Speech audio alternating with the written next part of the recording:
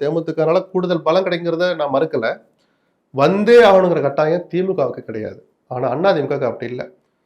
ஒரு மெகா கூட்டணி அமைப்போம் அப்படின்னு சொல்லிட்டு பிஜேபியோட கூட்டணி அமைந்த விதம் இன்னைக்கு வரைக்கும் யாருமே ரசிக்காத மாதிரி இருக்கு. கூட்டணி இருக்கு, ஆனா இல்லைங்கிற மாதிரி தான் போய்கிட்டு இருக்கு. ஏன்னா 2 கட்சி தொண்டர்கள் மத்தியிலே ஒரு உற்சாகம் இல்லை. இதுக்கிடையில மீதம் இருக்கிற வாய்ப்பு 2 பேர் தான். ஒன்னு பாட்டாளி மக்கள் கட்சி, ஒன்னு தேமுதிக. பாட்டாளி மக்கள் கட்சி குடும்ப சண்டையில இன்னைக்கு எப்படியோ தங்களை தாங்களே பலவீனப்படுத்திட்டு இருக்காங்க. அவங்களும் அதிமுக அன்னைக்கு வரதான் இன்னும் சொல்லலை. ஸோ இன்னொரு கட்சின்னு பார்த்தா வாக்கு வங்கி நிரூபித்த கட்சி, கூட்டணிக்கு வர வாய்ப்புள்ள கட்சின்னு பார்த்தா தேமுதிக தான். அந்த தேமுதிகவை எப்படியாவது சேர்க்க வேண்டிய கட்டாயத்துல அதிமுக தான் இருக்கு. நான் அதனால சொன்னேன், அப்படிப்பட்ட அதிமுக எப்படி இதை டீல் பண்ணிருக்கணும்னு நான் சொல்றேன். 9 மாதங்கள் கழித்து கொடுக்க வேண்டிய அந்த எம்பி பதவியை இப்போதே கொடுத்திருக்கலாம் அப்படின்னு நினைக்கிறீங்களா? ஏற்கனவே ஒத்துக்கிட்டதானு பிரேமலதா சொல்றாங்களே.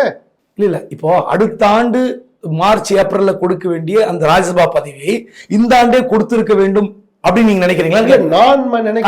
கமிட் பண்ணணும். இல்ல நான் சொல்றது ராஜ்யசபா சீட்டுக்குள்ளே வரல.